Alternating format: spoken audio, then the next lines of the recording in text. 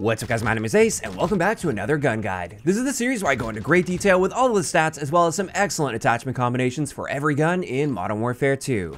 And in today's episode, we're going to be covering the brand new assault rifle that came with Season 4. This is the Tempus Razorback. And starting it off as always, let's have a look at our damage profile, and with this gun, it doesn't deal a ton of damage. It's going to be a 4 to 7 shot kill depending on the range and where in the body you're shooting them. And it is worth noting, in order to get that 4-shot kill up close, you do have to hit at least 2 of those shots to the torso, and then the other 2 can hit them anywhere else in the body. And also, headshots are not really great with this gun. Up close, you have to hit all 3 bullets to the head if you want to get a 3-shot kill, which is not something that's going to be happening very often. And therefore, I wouldn't bother trying to hit headshots with this gun, just try to hit those torso shots for consistency. As for rate of fire, this is the second fastest in the assault rifle category. It's only beat out by the M13B. This is 833 rounds per minute. And what this means is with a 4-shot kill, our time to kill is 216 milliseconds. And this really isn't a very good time to kill at all. It's not that it's completely unusable, it's just that it's going to be beat out by almost every other gun in the game up close, time to kill wise. So that is something to be aware of. This gun doesn't excel in the time to kill department. But then let's move into our bullet velocity, which is standard for assault rifles at 590 meters per second. And now let's get into our ranges. And as we can see here, our 4-shot kill is pretty decent. It's about 28 meters. Then our 5-shot kill will extend out to about 43 meters. And then beyond that, it's going to be a 6-shot kill. So this is one area where this gun does quite well, especially with that 4-shot kill range. This is quite a solid maximum damage range for an assault rifle. But then taking a look at our Hipfire, this is just standard for assault rifles. It's really nothing out of the ordinary. And now let's get into the part where this gun really starts to shine a little bit. And this is with recoil. As you can see here, for the first 10 or so shots, this gun kicks essentially straight upwards with basically no side-to-side bounce at all. There's a little bit of a gap between shots, but nothing too crazy here. And therefore, this recoil pattern is actually quite... And then after those 10 shots, it does start to lean a little bit to the right. But overall, this is quite an accurate gun that is very easy to control. And that's one of the big selling points alongside its handling stats. Our aim down sight speed is the best in the assault rifle category at 220 milliseconds. This is faster than some SMGs in the game. And with our sprint to fire time, it's once again fastest in the assault rifle category, and it's pretty close to SMG level sprint out times. Not quite as fast, but it's pretty close to SMG level. So that is another big upside with this gun. And then we can talk about our reload add time, which is a little bit faster than average at 1.4 seconds. And then finally, for the base stats of this gun, let's have a look at our movement speeds. And with this, our base movement speed is right around average for assault rifles, technically slightly below average. Our sprint speed is actually a little bit above average, so it does excel a bit in that area. And then our aim walking movement speed, unfortunately, is not very good at just 2.33 meters per second.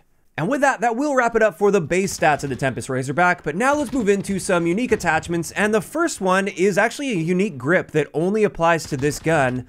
And this is the DM Proto grip, which helps us with our aiming stability, our horizontal recoil control, and recoil stabilization at the cost of aim down sight speed and sprint to fire speed. So let's first have a look at the recoil comparison here. And as we can see, when we look at the side-by-side, it definitely improves our recoil slightly, but really not to a massive degree. At the end of the day, especially when you look at those initial shots fired, this doesn't really make much of a difference at all. And unfortunately, this adds 50 milliseconds to our aim down sight time, so now we lose that benefit that it has over the other assault rifles.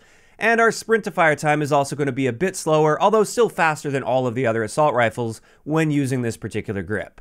So overall, I don't think I'd really recommend this one. To me at least, the upsides don't outweigh the downsides with the Proto grip. As for the other unique attachments, let's get into the barrels and how they impact our ranges. And as we can see here, the 18-inch tack barrel gives us a great boost to our ranges at about 29%. That's a very solid boost. Whereas the 13-inch frenzy barrel will reduce our ranges by about 12.5%, and then the 17-inch barrel will increase our ranges by 16%.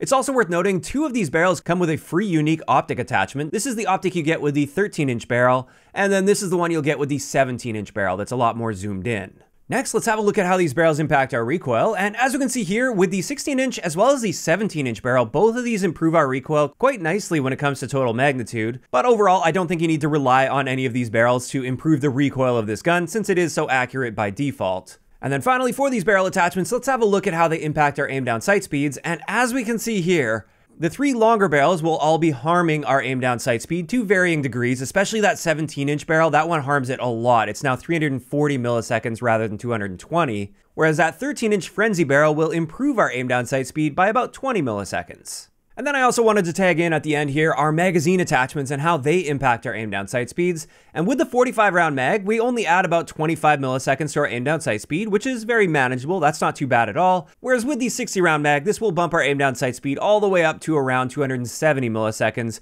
which is likely a bit overkill for regular multiplayer at least. I'm sure it's a great option for something like Warzone, but I wouldn't recommend it for regular multiplayer. And now that we finally have all those stats out of the way, let's get into some excellent attachment combinations I put together for you guys. And the first one I wanted to share is what I like to call my balanced accuracy build. This one's designed a bit more for hanging back and picking people off a bit. It's not really designed for hyper aggression.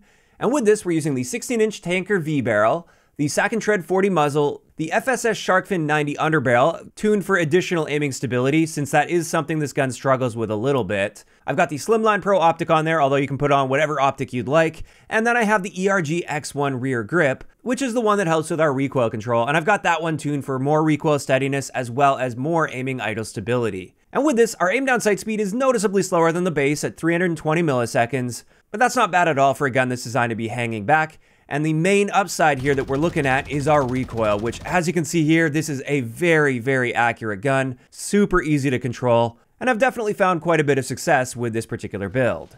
Now, that's just one option though, and it doesn't really take advantage of the improved aim down sight and sprint out times that this gun has compared to the other assault rifles.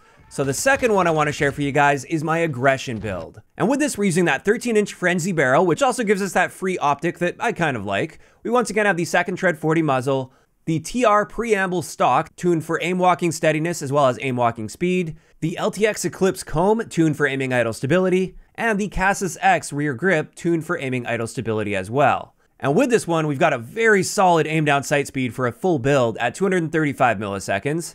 Our sprint out time is incredibly fast for an assault rifle at 120 milliseconds. That's just a little bit slower than SMGs. Our aim walking movement speed is 8.5% faster, which is a pretty good boost movement speed wise. And then our sprint movement speed is also boosted by about 2.5%. So this allows you to get around the map fairly aggressively. It's kind of like an SMG assault rifle hybrid. And while the recoil has a bit more unpredictability to it compared to the base recoil, this one is designed much more for those close to mid-range engagements, and I wouldn't really recommend using it for long-range fights. And in that case at least, the recoil on this is good enough for its intended purpose. Now I will say I definitely prefer the previous build with this gun simply because the time to kill potential on this isn't really going to compete super well against SMGs. So if you're using this aggressively to be used against SMGs, you are going to struggle a bit in the time to kill department. I just wanted to make sure I shared a build that really takes advantage of the improved handling on this gun compared to the other ARs.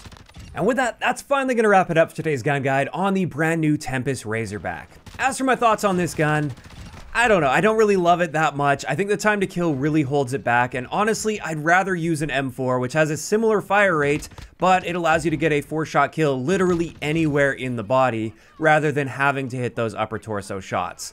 That's not to say that I haven't found some success with the Razorback. Like, you can still use it, it's still an okay gun, and I feel like it's a fine addition into the game. I just don't think it really stands out too much, and I don't particularly love it. Now, of course, those are just my thoughts on this gun, and I'd love to hear what you guys think about it in those comments down below. And also, if you guys have missed any of the previous episodes, I've now covered every single gun in the game. I will leave a link to the playlist in the description of the video. If you enjoyed this one, a like rating is always appreciated, and don't forget to subscribe for more if you haven't already. I'll talk to you guys next time.